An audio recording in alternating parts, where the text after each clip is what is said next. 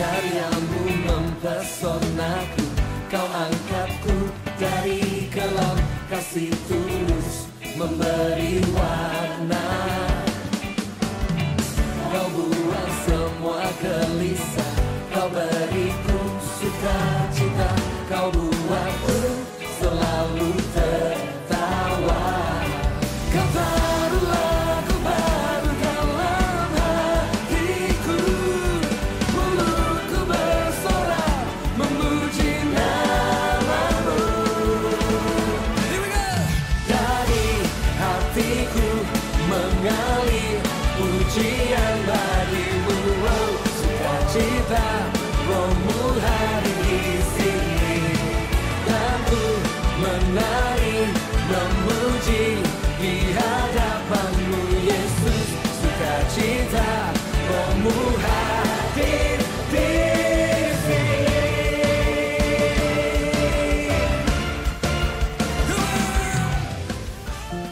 Shalom, bersyukur kepada Tuhan kita boleh sekali lagi beribadah. Mungkin kita berada di tempat yang berbeda, di waktu yang juga berbeda, tapi bersyukur kepada Tuhan kita boleh sama-sama beribadah. Mari kita persiapkan hati kita memberikan yang terbaik untuk Tuhan kita.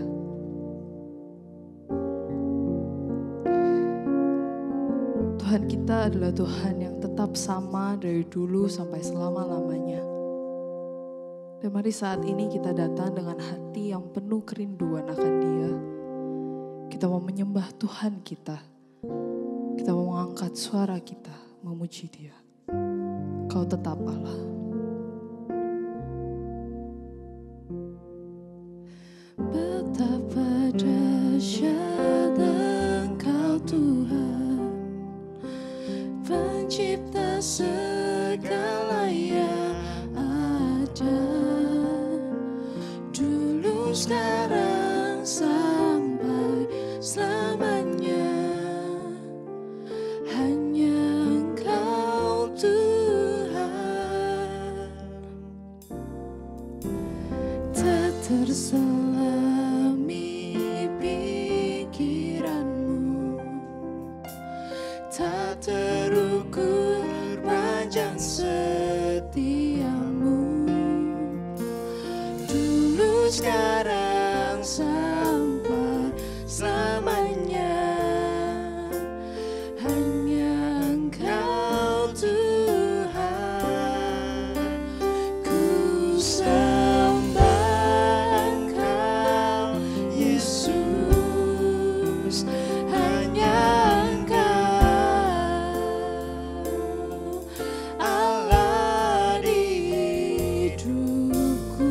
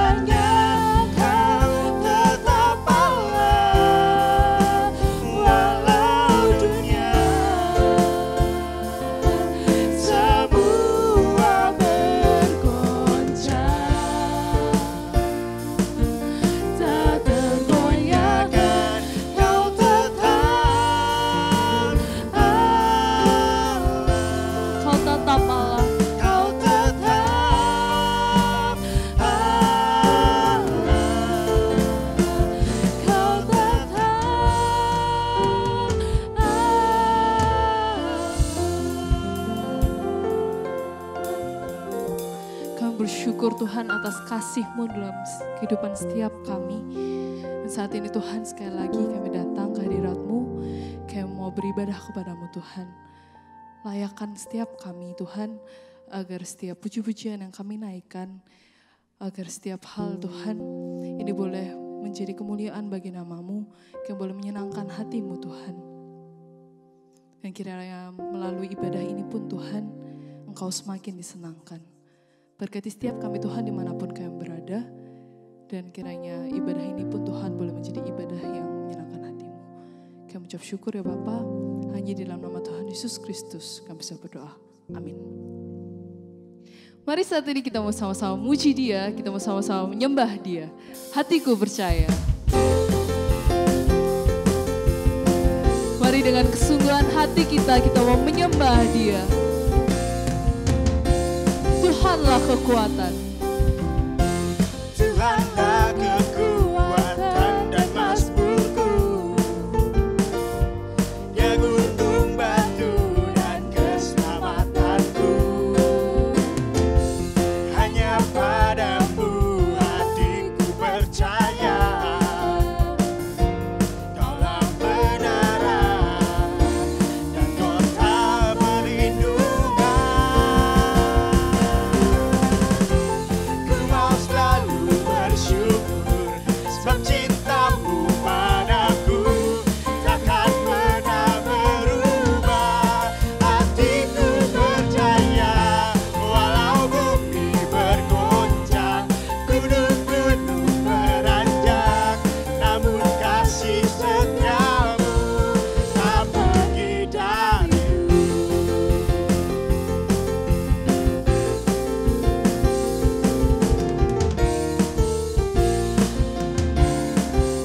Tuhanlah. Tuhanlah kekuatan dan mazmurku. Dia gunung batu dan keselamatanku. Hanya padamu hatiku percaya. Kaulah kebenaran dan kota perlindungan. Ku mau selalu bersyukur sebab cintamu padaku takkan pernah berubah. Hatiku percaya walau bumi bergoncang, gunung-gunung beranjak, namun kasih setiamu tak pergi dariku.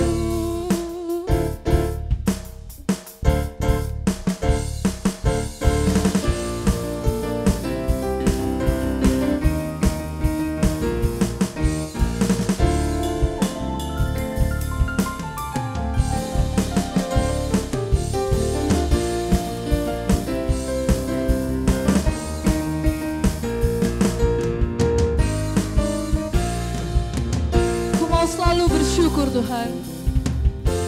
Ku mau selalu bersyukur sebab cintamu padaku takkan pernah berubah.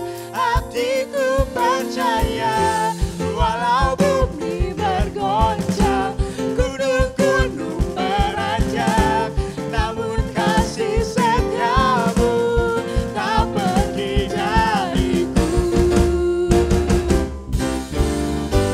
Ku mau selalu bersyukur sebab cintamu padaku takkan pernah berubah. Hatiku percaya walau bumi bergoncang, gunung-gunung beranjak, namun kasih setiamu tak pergi dariku. Kasih setiamu tak pergi dariku. Kasih setiamu tak pergi dariku.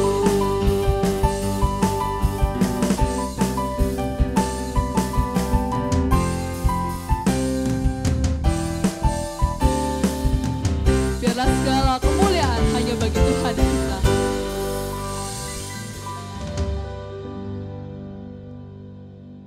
Tiba saatnya bagi kita menyiapkan hati dan pikiran kita agar kita bisa mendengarkan firman Tuhan.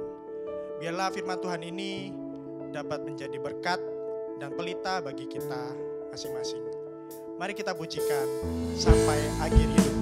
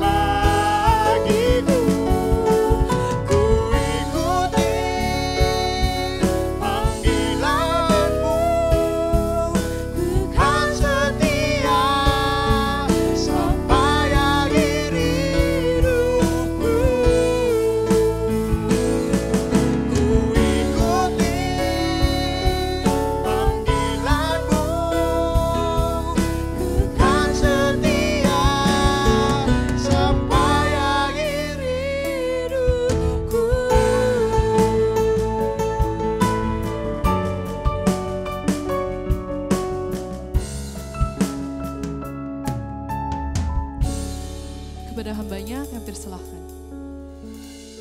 Ya, shalom saudara-saudara semua, teman-teman sekalian, mari kita sebelum mendengar firman Tuhan, kita tunduk dalam doa. Tuhan, tidak ada waktu di mana kami tidak membutuhkan firman-Mu. Selalu kami membutuhkan suara-Mu, bimbingan-Mu, supaya jiwa kami yang kering dapat disegarkan, jalan kami yang gelap dapat diberikan penerangan. Apalagi dalam kondisi sekarang Tuhan, kami sungguh membutuhkan suara ilahi. Di tengah banyaknya suara-suara lain yang mungkin menjatuhkan iman kita, membuat kita takut, khawatir, bingung, tidak yakin akan masa depan. Maka tolonglah kami untuk sungguh-sungguh fokus beberapa menit ke depan, mendengarkan suara Bapa kami yang baik, suara yang tidak akan pernah sia-sia untuk membentuk iman kami dan membawa kami lebih seperti Kristus. Mampukan hamba-Mu Tuhan lemah terbatas ini, sehingga dapat memberikan firman dengan jelas dan berguna bagi semua anak-anak-Mu yang mendengarkan. Kami siap mendengarkan firman-Mu yang baik, yang indah, yang nikmat ini. Di dalam nama Tuhan Yesus Kristus kami berdoa. Amin. Amin. Shalom sekali lagi teman-teman, saudara-saudara sekalian. Perkenalkan, nama saya Edo. Pertama kali saya diberi kesempatan untuk membawakan firman dengan teman-teman youth di sini.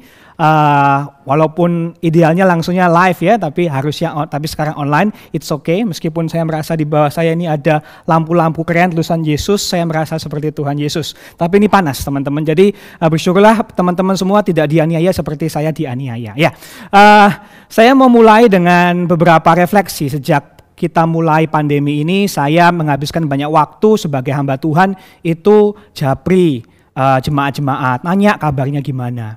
Dan saya suka nanya begini sama jemaat, Pak, Bu, Ko, Ci, Ai, Su, gitu ya. Yang paling berat selama ini apa? Gitu. What's been the hardest thing for you? Gitu ya. Paling berat apa? Dan saya menemukan kebanyakan mereka itu beratnya adalah bagaimana mereka tidak punya kendali, tidak tahu apa yang harus dilakukan. Saya pun sendiri melihat orang tua saya yang biasanya kuat, stabil, gak ada yang bisa mengalahkan. Tiba-tiba harus kesulitan secara ekonomi, secara mental.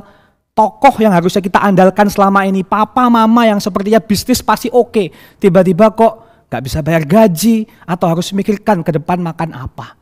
Dan kita sendiri sebagai anak-anak mungkin ya mulai merasa, aduh kalau papa mama aja bingung apalagi saya.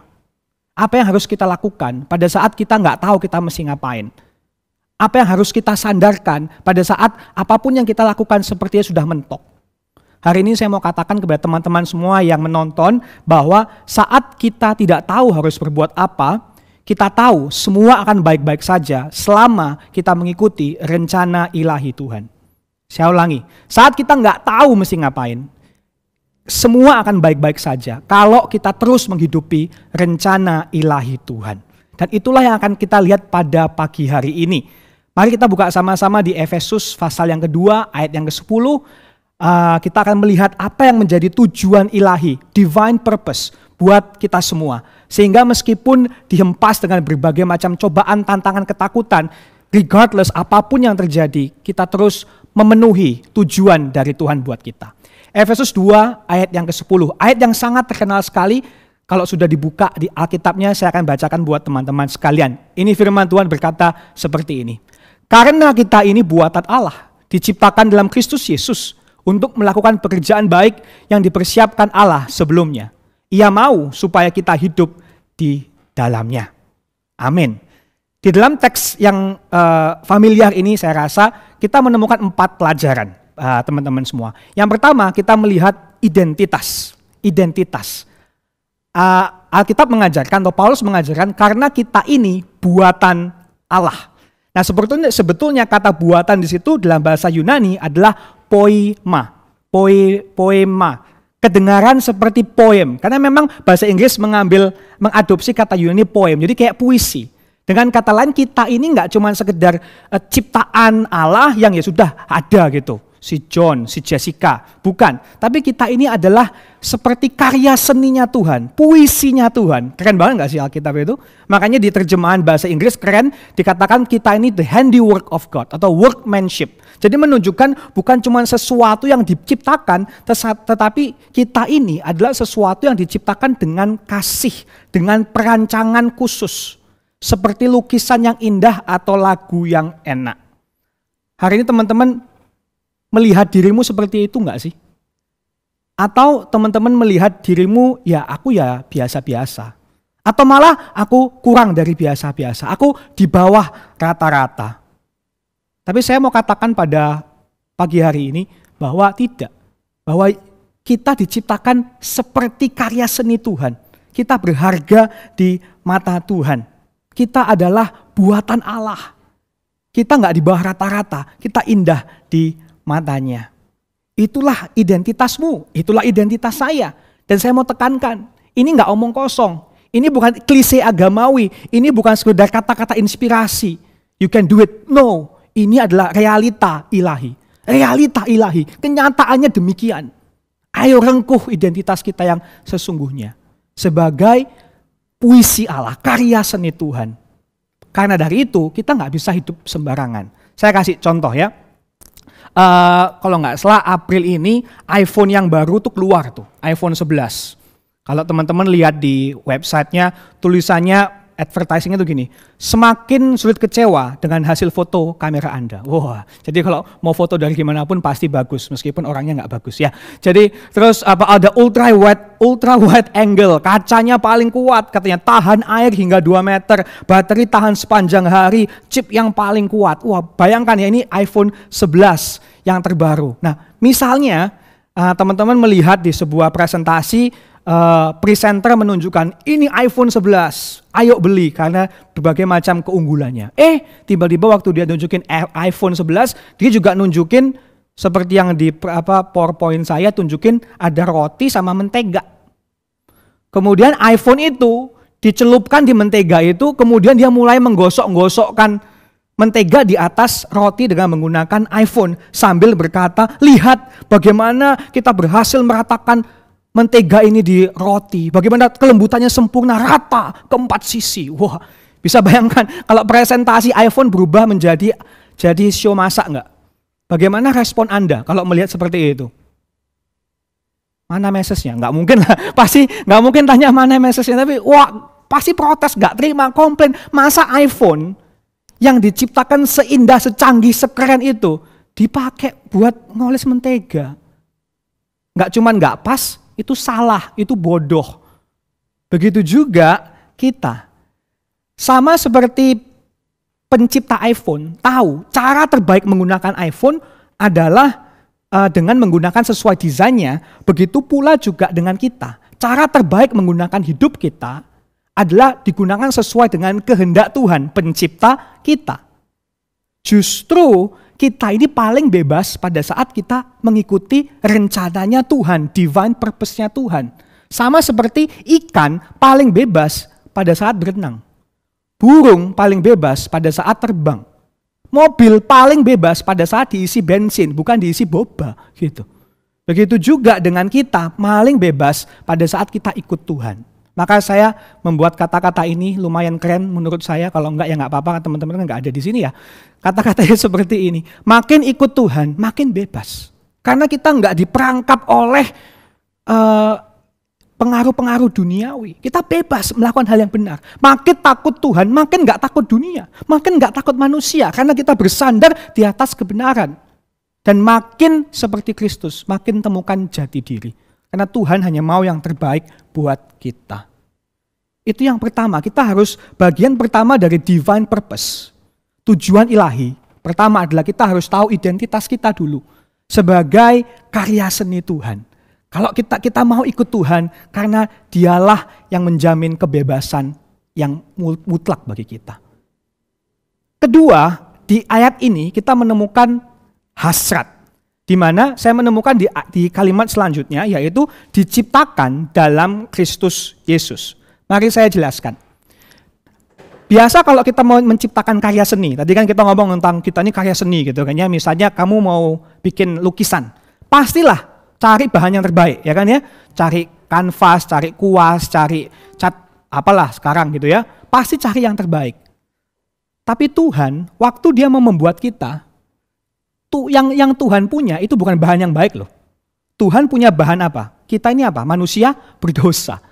Di Efesus 2 ayat 1 sampai mulai dari ayat yang ke Efesus 2 ayat yang 1 sampai sebelumnya itu bicara tentang bagaimana manusia itu mati dalam dosa, mati dalam pelanggaran. Jadi waktu diciptakan maksudnya adalah Tuhan itu seakan-akan mengambil barang bosok, barang yang gak ada nilainya, barang yang jelek, tapi bisa dibuat indah, diciptakan kembali, direformulasi, dikalibrasi. Sehingga menciptakan sesuatu yang indah, yaitu pada saat kita selamat di dalam Dia. Makanya pada saat kita sudah mengenal Yesus, kemudian kita kembali lagi ke dosa kita yang lama, itu sebetulnya gak masuk akal. Dosa itu gak cuma pelanggaran, tetapi sebetulnya pembodohan. Kita kembali ke yang lama. Dan itulah teman-teman yang menghambat kita untuk mencapai tujuan kita. Yang menghambat kita adalah ketertarikan kita, keterikatan kita kepada dosa. Nah saya tahulah kalau menjelaskan dosa untuk zaman modern sulit. Karena biasa kalau anak-anak mikirin tentang dosa atau teman-teman dan saya juga mikirin tentang dosa itu biasa dosa sama dengan perbuatan akal gitu aja kan. Nyontek lah, nonton film porno lah, jadi pelakor lah seperti film Korean drama lagi terkenal itu sekarang ya kan. Nah, tapi enggak seperti itu. Dosa itu enggak cuma sekedar pelanggaran perbuatan nakal. Dosa ini kira-kira seperti ini ya kalau saya katakan. Bayangkan ya sebuah ruangan yang penuh dengan boneka Disney. Wah, gitu ya, penuh dengan boneka Disney. Kemudian ada anak kecil namanya Abel lagi asik mainan boneka Mickey Mouse. Lagi asik mainan Mickey Mouse, kemudian ada anak kedua masuk ke ruangan itu. Namanya Kain. Si Kain dia scanning boneka-boneka lain. Di tengah dia lihat si Abel lagi asik-asikan main boneka Mickey Mouse. Saya mau nanya, kira-kira dari segala macam boneka, Kain paling mau main boneka mana? Kemungkinan dia pasti mau main boneka Mickey Mouse yang lagi dimainin sama si Abel. Dan nggak hanya itu, menarik ya. Kalau misalnya nggak ada Abel lagi enak-enakan main Mickey Mouse, si Kain pasti akan dengan mudah, dengan santai, pilih apa boneka yang lain juga banyak. Ada Minnie, ada Goofy, ada Stitch, ada apalah zaman sekarang begitu kan ya. Tapi karena ada si Abel lagi asik main Mickey Mouse, aku juga mau gitu kan ya. Aku juga mau. Mickey Mouse yang bonekanya tadi biasa-biasa, akhirnya menjadi luar biasa. Yang tadinya cuman satu di antara semua menjadi satu-satunya boneka yang paling berharga.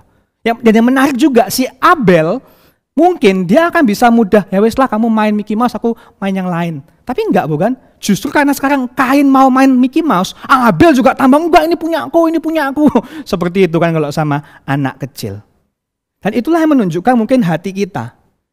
Kita biasa menginginkan sesuatu karena orang lain menginginkannya terlebih dahulu. Pernah nggak sih teman-teman merasa seperti itu? Kita biasa pengen sesuatu, bukan karena itu baik buat kita, tetapi karena orang lain juga sudah punya. Aku ya mau punya itu, aku ya mau bisa pergi ke sana, aku ya mau punya itu, gitu kan? Dan kemungkinan hal yang kita inginkan itu baik, seperti nilai yang baik, mungkin uang, tahta, posisi, apalah. Tetapi karena kita terpikat oleh pengaruh dunia, hal yang baik itu menjadi ultimat, menjadi kalau bahasa Kristen, terutama saudara-saudara yang sering ke gereja, kita menyebutnya dengan istilah menjadi berhala kita. Itulah dosa sebetulnya. Dosa itu nggak cuma sekedar melanggar aturan, dosa itu membuat sesuatu yang baik menjadi ultimat, menjadi yang paling baik. Sehingga kita mengatakan kepada diri kita, misalnya seperti ini, kalau aku nggak punya pacar, hidupku nggak lengkap. Katanya kata pujangga cinta itu luka yang tertunda, semacam itulah ya. Kalau aku baru bahagia, kalau aku punya ini, punya itu.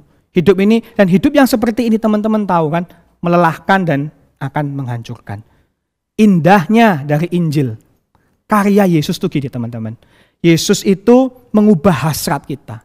Dia mengubah mata kita terhadap apa yang sebetulnya indah, apa yang sebetulnya berharga.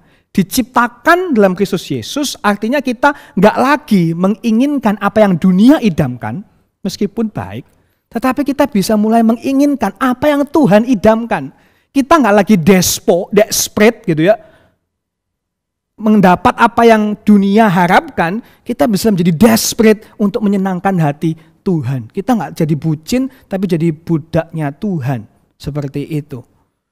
Hati kita direformulasi, hati kita dirubah. Makanya inilah bedanya agama dengan Injil. Agama, teman-teman, membuat Tuhan itu berguna. Agama membuat Tuhan berguna. Bagaimana Tuhan bisa buat hidupku lebih baik. Tuhan, aku mau nilai yang bagus, aku mau pacar yang cantik, aku mau banyak uang. Tuhan tolong aku ya. Tuhan jadi berguna. Tapi Injil, beda banget. Injil buat Tuhan itu berharga. Berharga, sehingga bukan Tuhan bagaimana engkau bantu hidupku lebih baik, tapi bagaimana aku pakai hidupku untuk melayanimu karena engkau Tuhan yang sudah baik bagiku. Inilah hasrat yang diubahkan. Jadi pertama kita lihat identitas kita, kedua kita lihat hasrat yang sudah diciptakan baru. Baru kita siap nih masuk kepada tujuan. Karena kalau saya ngomong tujuan, ayo kamu harus gini, kamu harus gitu. Percumalah kalian atau saya nggak akan dengerin. Cuma nasihat agama. Tapi kalau kita tahu identitas kita, semakin ikut Tuhan semakin bebas. Hati kita sudah dirubahkan, maka kita akan semakin mau ikut Tuhan. Maka kita akan semakin mau didorong. Ini loh tujuan yang aku kasih. Nah, itulah bagian yang ketiga, tujuan. Apa sih yang Tuhan mau bagi kita? Tuhan mau kita punya hidup yang benar, berguna, bahagia. Sederhananya gitu. Tuhan mau kita punya hidup yang benar, berguna, bahagia. Gimana caranya? Ini caranya. Dia sudah menyiapkan kita melakukan pekerjaan yang baik. Ia mau supaya kita hidup di dalamnya. Nah, biasanya orang berpikir ini kan hidupku terserah aku mau gunakan seperti apa. Atau juga ada yang ekstrim satunya, udah aku gak tahu mau ngapain, aku ikut aja apa kata mama, apa kata papa. Nurut orang tua pasti aman. Begitu. Tapi hati-hati. Betul passion kita bisa menjadi petunjuk tujuan hidup. Betul masukan orang tua bisa menjadi petunjuk kita mesti ngapain dalam hidup kita. Tetapi jangan lupa, hanya Tuhan yang betul-betul mengerti apa yang terbaik buat diri kita. Maka apa sih yang dimaksud pekerjaan baik di sini? Pekerjaan baik di sini sebetulnya kalau dilihat dari konteks Efesus pasal 2, pasal 3 dan seterusnya sampai kitab Efesus berbicara tentang hidup yang dalam kasih, hidup yang berguna bagi melayani seperti itu. Tapi daripada masuk ke detail seperti itu, saya ingin kita fokus di dalam kata-kata di dalam bahasa Indonesia, di penerjemahan Alkitab kita sebagai petunjuk apa itu pekerjaan baik itu maksudnya apa. Dikatakan di situ, ia mau supaya kita hidup di dalamnya. Nah, sebetulnya dalam bahasa Yunani hidup itu bukan sekedar hidup, itu umum banget ya, abstrak banget. Tapi artinya sebetulnya berjalan di dalamnya. Ia mau supaya kita berjalan.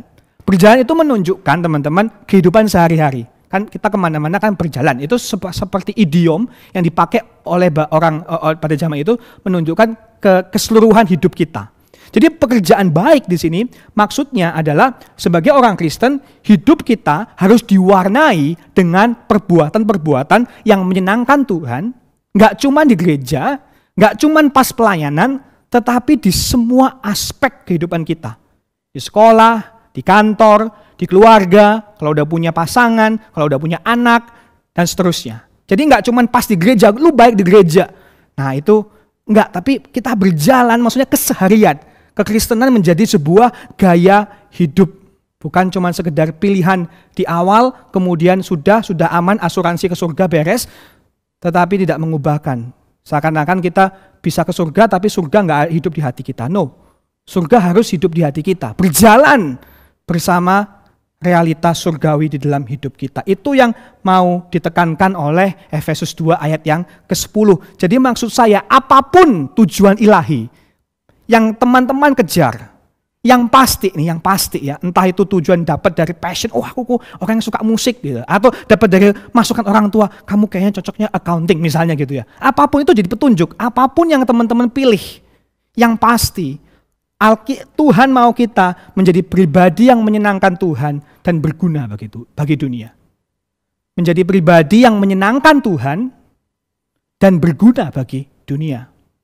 Dan izinkan saya, kasih 2 tips sederhana gitu ya, sebagai aplikasi tujuan. Menurut saya ini cover the base, apa ya istilahnya, menutupi yang paling umum. Apapun yang kita lakukan, yang pertama, saya yakin kita harus bisa mulai dengan mengenali dan memaksimalkan potensi yang Tuhan berikan.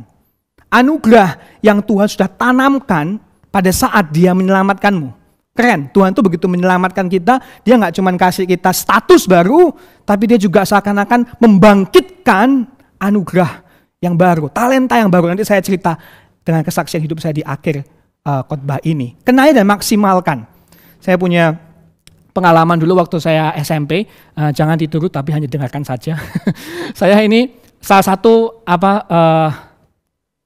orang yang ranking ya top 3 selalu ya. 3 besar selalu, boleh ya, pengkhotbah narsis sedikit. Nah, dan saya itu punya teman baik, gitu. Dia juga ranking pasti 3 besar. Kita berdua ini saingan, tapi kita beda banget. Saya ini orang sosial, jadi itu kalau ujian sejarah, ujian geografi, wah saya nggak usah belajar bisa, gitu. Nah dia itu orang matematika. Kalau udah matematika, akuntansi, ekonomi, apalagi itu ya, IPA, gitu-gitu dia jago tuh. Nah kita berdua ini itu tuh duduknya satu meja gitu ya, satu bangku gitu. Nah kita duduknya paling depan. Karena kita ini terkenal anak yang tanda kutip ya, pinter, alim, baik gitu ya. Jadi guru-guru tuh nggak curiga sama kita. Tapi mereka nggak tahu bahwa kita berdua ini pernah gitu ya, kerjasama gitu. Kerjasama. Jadi gini, waktu ulangan sejarah, teman saya nyontek saya. Waktu ulangan matematika, saya nyontek dia. Sehingga pada akhir semester kita berdua nilainya sempurna. Enak bukan hidup kita?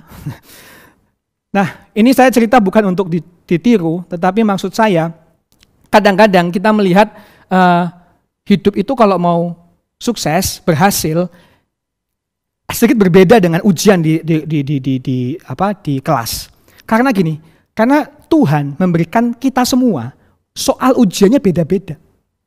Kalau kamu coba nyontek sama teman kamu, soal ujiannya beda. Kamu masukkan jawaban dia di jawaban ujianmu, salah semua. Karena soalnya beda. Soalnya beda. Tuhan kasih kita ujian yang berbeda-beda sesuai dengan talenta kita, sesuai dengan kemampuan kita, kebutuhan kita, pengalaman kita, dan yang lain sebagainya. Maka jangan coba jadi orang lain. Kejarlah Kristus dan jadilah dirimu yang unik. Maksimalkan apa yang Tuhan sudah berikan. Ujian saya dan ujian teman Anda, kakak Anda, meme, beda.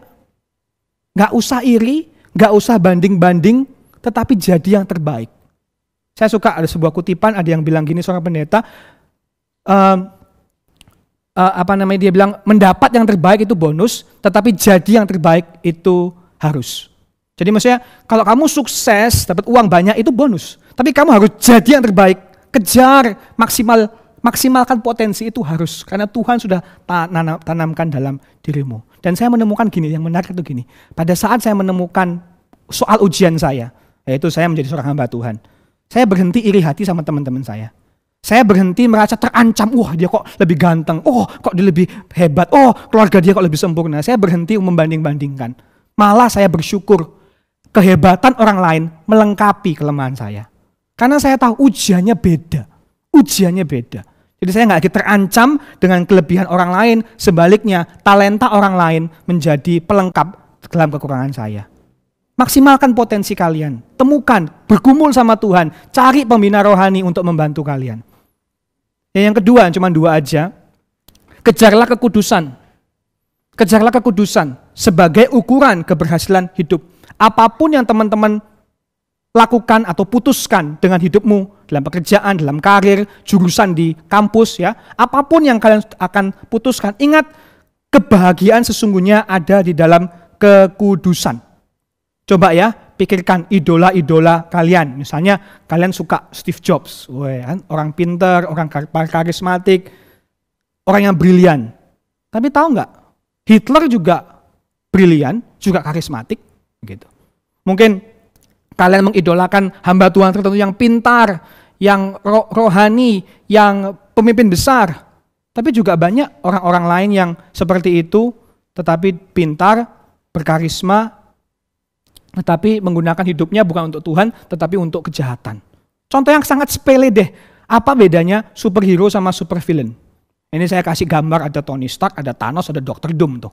Itu kan ya. Semuanya sama-sama karismatik, kaya, pinter, brilliant.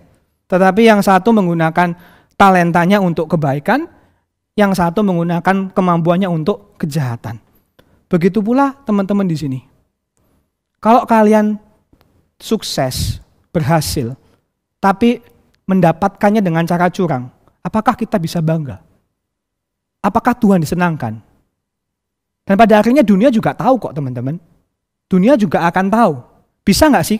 Sekarang saya tanya teman-teman, bisa nggak sih kamu respect orang kaya tapi korupsi? Bisa nggak sih kamu respect orang pinter, PhD, tapi ternyata hacking nilai supaya dapat sarjana? Bisa nggak kalian respect orang seperti itu? Pasti nggak bisa. Boleh kita terpukau dengan orang ini kaya, hebat, sukses, pinter. Tapi semua itu tanpa kekudusan, tanpa kebaikan moral, nggak ada artinya. Nggak ada artinya, serius. Justru kekudusan yang membuat semua nilai-nilai tadi, kepintaran, kecantikan, kekayaan, keterampilan, membuat nilai-nilai tadi menjadi betul-betul berdampak dan indah. Jadi kejar kekudusan. Maksud saya, teman-teman mari bekerja keras, nggak cuma bekerja keras dalam nilai-nilaimu, nggak cuma bekerja keras dalam karirmu, tetapi bekerja keras dalam karaktermu. Itu adalah investasi terbaik yang teman-teman bisa lakukan. Kerjakan kekudusan, jadikan itu status standar keberhasilan. Dan yang terakhir, ada identitas, ada hasrat, tujuan, ada jaminan. Pada saat kita mengejar semuanya ini, Tuhan berjanji akan ada jaminan pekerjaan baik yang dipersiapkan Allah sebelumnya. Pada saat kita sudah menemukan tujuan kita, lakukan. Jangan menyerah, karena Tuhan pasti memberkati. Karena sudah dipersiapkan. Kalau sudah dipersiapkan berarti ada berkat Tuhan pada saat kita melakukannya. Meskipun dunia bilang, goblok lu, ngapain lu gitu. Di situ nggak ada untungnya, nggak cuan lu. Kamu melewati masa mudamu, apapun. Tapi kalau itu adalah dari Tuhan, jangan menyerah, ada jaminan. Tuhan akan buat berhasil. Dan saya akan tutup dengan kisah saya. Teman-teman, saya waktu mulai sekolah, masuk kuliah, saya nggak ada niat untuk jadi hamba Tuhan. Saya maunya waktu itu belajar sekolah, puji Tuhan, kesempatan sekolah di luar negeri. Saya mau belajar sekolah di luar negeri, kerja di luar negeri, tinggal di luar negeri. Dan kalau bisa, mimpi saya adalah bawa pindahan keluarga saya semua ke luar negeri. Saya waktu itu ingin menjadi seorang psikolog dan saya sudah mengarah kepada S3 di dunia psikologi, mau ngajar jadi dosen. Tetapi di tengah-tengah itu tiba-tiba saya mendapat panggilan untuk menjadi hamba Tuhan. Dan saya sangat ragu banget. Pertama karena saya takut mengecewakan orang tua saya. Orang tua saya, yang ironisnya orang tua saya adalah anak pendeta, mama saya anak pendeta. Dan dia yang paling keberatan dengan saya jadi hamba Tuhan, karena mungkin dia tahu rasanya jadi hamba Tuhan tuh nggak mudah gitu ya. Jadi mama saya kurang setuju. Saya juga khawatir nanti kalau misalnya jadi pendeta makan apa, kan biasa gitu ya pikirannya ya. Sampai saya masih ingat suatu hari di tengah kegelisahan, kegundahan hati, ketakutan, kekecewaan dan lain sebagainya, saya baca Mazmur 1:1-3, di mana dikatakan berbahagialah orang yang kesukaannya merenungkan Taurat Tuhan siang dan malam. Kesukaannya merenungkan Taurat Tuhan siang dan malam. Di situ saya dengan sangat naif, sangat polosnya berpikir, waduh, Tuhan mau saya merenungkan firman Tuhan siang dan malam. Di mana ya? Ya di sekolah Alkitab gitu. Jadi saya merasa ini petunjuk Tuhan untuk saya pergi sekolah Alkitab dengan polosnya. Gara-gara baca Mazmur 1:1 gitu. Tapi kemudian saya takut, tapi Tuhan kalau aku belajar Alkitab terus nanti makan apa gitu. Ayat ketiga mengatakan, kamu akan seperti tumbuhan yang akan subur di tepi air, seperti buah yang akan berbuah pada musimnya. Dan ini kata-kata yang jadi checkmate buat saya. Semua yang kau lakukan akan berhasil. Wah, seakan-akan Tuhan bilang, kamu mau jadi apapun, selama kamu taat sama aku, kamu pasti berhasil. Langsung di situ saya mempersembahkan hidup saya buat Tuhan. Saya percaya kalau saya taat, Tuhan pasti akan jaga saya. Saya nggak ada rencana untuk jadi hamba Tuhan, tapi saya berubah 180 derajat karena ada jaminan dari Tuhan. Dan saya berdoa teman-teman hari ini juga bisa menemukan panggilan Tuhan di tengah-tengah kesulitan, kebingungan, ketakutan. Kalau Tuhan sudah panggil kita, pasti ada jaminan. Jangan takut melangkah, jangan mudah menyerah, tapi serahkan kepada Tuhan karena Dia panggil, Dia memperlengkapi, Dia yang menyukseskan. Amin. Mari kita berdoa. Tuhan, terima kasih buat firman-Mu. Biarlah kami bisa mengikuti panggilan ilahi yang Tuhan sudah tetapkan, sehingga kami semua bisa merasakan sukacita dan dipakai menjadi anak terang dimanapun kami berada. Tolong kami ya Tuhan, pemuda remaja di Gloria ini, supaya kami tidak hanya puas dengan ukuran-ukuran duniawi, tetapi kami mengejar nilai-nilai kekal, yaitu kerajaan Allah. Sehingga kami dipakai Tuhan dengan apapun yang kami lakukan. Terima kasih Tuhan Yesus, ajar kami untuk merengkuh identitas kami, terus menggali potensi yang Tuhan sudah tanamkan, dan mencari kesenangan Tuhan. Sehingga pada saat kami sudah menemukan atau sedang menjalani panggilan-Mu, kami tidak mudah menyerah, tetapi dipakai dengan luar biasa. Terima kasih Tuhan Yesus, bila firman Tuhan ini boleh membimbing kami, menggerakkan kami, mengubahkan kami. Dalam nama Tuhan Yesus Kristus kami berdoa mengucap syukur. Amin. Amin. Tuhan Yesus memberkati. Terima kasih untuk penginjil Edowala yang telah menyampaikan firman Tuhan. Teman-teman yang terkasih dalam Tuhan Yesus Kristus, mari kita datang di hadapan Tuhan. Kita membawa seluruh keberadaan diri kita, membawa segala jiwa kita, hati kita, pikiran kita, keberadaan diri kita, berserah penuh pada Tuhan di dalam doa syafaat.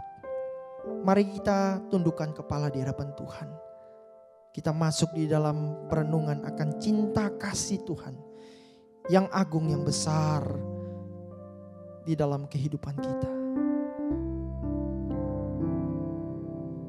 Bapa di surga, pada saat ini kami sadar bahwa keadaan dunia tidak kondusif akibat coronavirus ya Tuhan.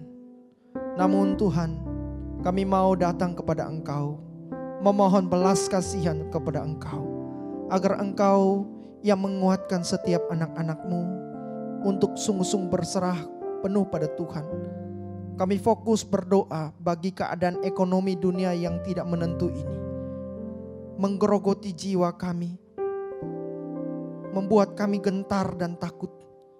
Tuhan, tolonglah supaya kami tetap fokus kepada Engkau, Allah sumber kehidupan, sumber berkat, sumber kekuatan bagi setiap kami. Tolonglah Tuhan, agar setiap anak-anak-Mu yang ada di seluruh dunia, yang bekerja dimanapun mereka berada, Tuhan topang dengan hikmat surgawi agar anak-anak-Mu boleh bekerja dengan hati yang takut akan Engkau, tidak melakukan kebohongan, penipuan, atau hal-hal lain yang mendukakan Engkau. Kami berdoa Tuhan Yesus, Tuhan cukupkan segala hal yang dibutuhkan di masa PSBB ini ya Tuhan. Anak-anak-Mu tidak pernah gentar akan setiap masalah. Namun justru Tuhan, hati kami semakin dekat dan melekat kepada Engkau Tuhan. Bapa di surga, kami juga datang berdoa, menyerahkan untuk kerohanian dari seluruh anak-anak pemuda dan remaja di tempat kami ya Tuhan. Tuhan bangkitkan gairah semangat untuk mencari Engkau, untuk menikmati Engkau, untuk mengutamakan firman Tuhan yang menjadi pelita, penuntun, jalan untuk kami mengerti apa yang Tuhan mau, apa yang Tuhan kehendaki sebagai anak-anak muda. Kami melakukan semuanya menurut kehendak Tuhan. Bapa, ajarkan kami untuk sungguh-sungguh komitmen. Setiap pagi kami bangun mencari Engkau terlebih dahulu. Setiap waktu kami di dalam kegalauan sekalipun, kami memprioritaskan Engkau di dalam doa ya Tuhan. Supaya di dalam keadaan apapun kami tetap terhubung dengan Engkau ya Tuhan. Tuhan memberkati relasi kami juga dengan orang tua kami. Cinta kami kepada Engkau itu kami dapat nyatakan juga kepada orang tua kami. Begitu juga kami juga merasakan eratnya, dekatnya, dekapan dari orang tua kami yang sungguh mengasihi setiap kami. Tuhan, tolonglah setiap kami supaya di dalam waktu-waktu ke depan iman kami tidak pernah luntur, namun justru kami tetap terfokus hanya kepada Engkau. Terima kasih Bapa. Inilah doa kami, inilah seruan kami, inilah pengharapan kami. Di dalam nama Yesus, Allah kami yang hidup, kami berdoa dan kami sungguh berserah. Amin. Mari saat ini kita mau bersama meresponi firman Tuhan. Mari kita pujikan Bagimu pujian.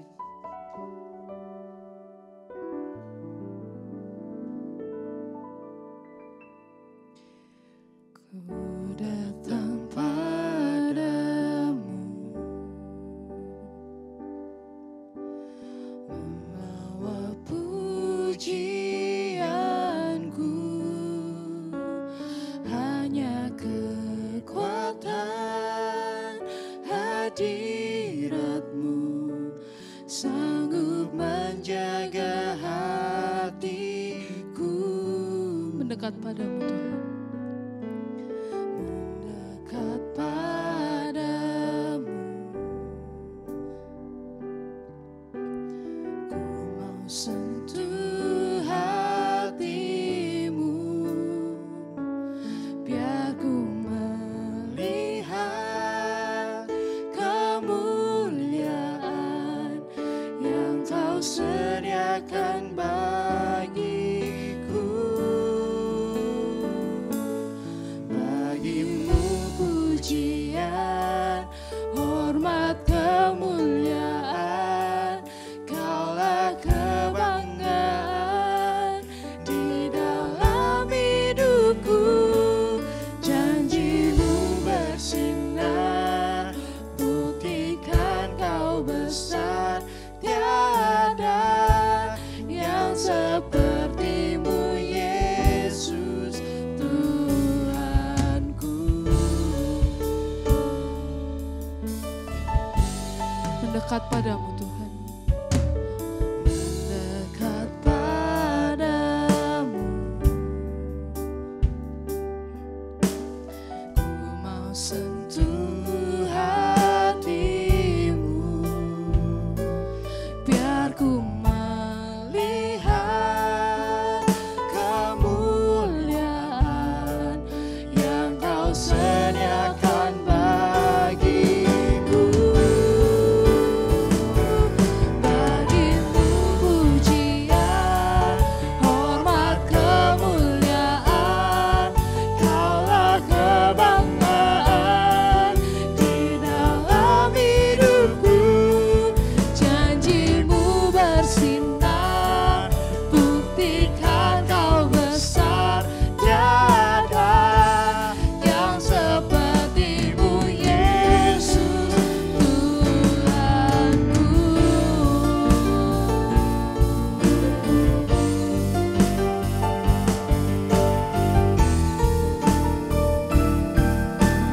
Bagimu pujian, bagimu pujian, hormat, kemuliaan, Kaulah kebanggaan di dalam hidupku.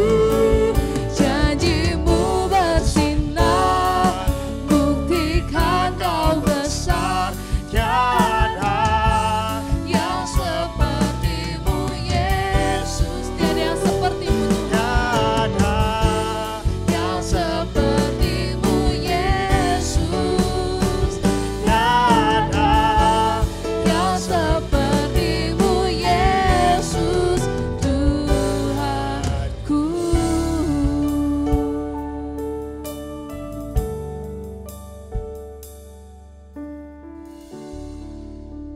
Teman-teman yang terkasih dalam Tuhan, mari bersama-sama kita bangkit berdiri.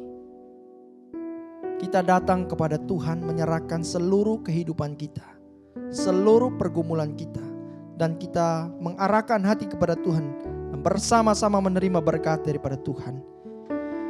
Kiranya kasih yang agung, kasih yang mulia, kasih yang sempurna dari Allah Bapa, anugerah keselamatan dari Tuhan kita Yesus Kristus, pimpinan penyertaan topangan dari Allah Roh Kudus akan menyertai seluruh kehidupan kita. Mulai dari saat ini sampai Maranatha, bahkan sampai selama-lamanya. Amin. Ibadah hari ini telah selesai. Happy Sunday and God bless you. Hatiku mengalir pujian hadimu, sukacita rohmu.